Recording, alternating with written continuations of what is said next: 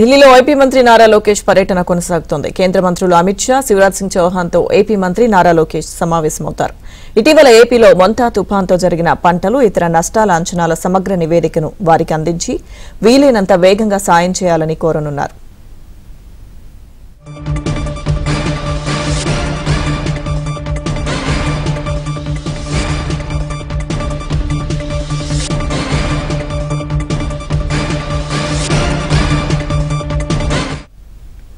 ఢిల్లీలో ఏపీ మంత్రి నారా లోకేష్ పర్యటన కొనసాగుతోంది. కేంద్ర మంత్రులు అమిత్ షా, శివరాజ్ సింగ్ చౌహాన్ తో ఏపీ మంత్రి నారా లోకేష్ సమావేశమవుతారు.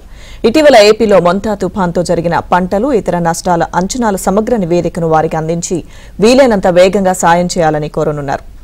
ఢిల్లీ టూర్కి సంబంధించిన పూర్తి అప్డేట్స్ మా ప్రతినిధి సతీష్ అందిస్తారు. సతీష్,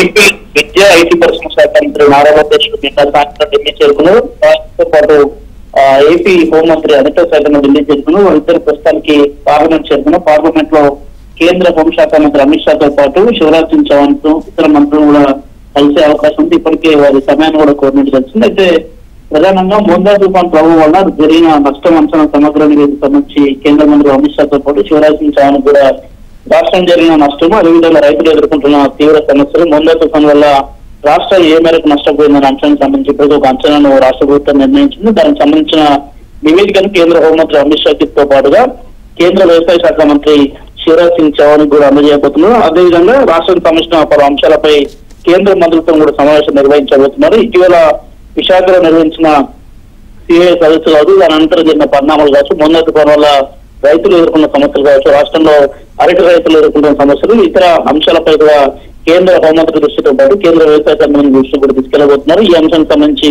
కాస్త క్రితం వారు పార్లమెంట్ చేరుకున్నారు. పార్లమెంట్ లో ఈ రోజు మంత్రులందరూ కూడా కలిసి రాష్ట్రానికి సహాయ సహకారాలు అందించాల్సిందిగా కూడా వారిని కోరబోతున్నారు. సాయంత్రానికి తిరిగి విజయవాడ చేరుకోబోతున్నారు మంత్రి Nara Lokesh. Okay, thank you.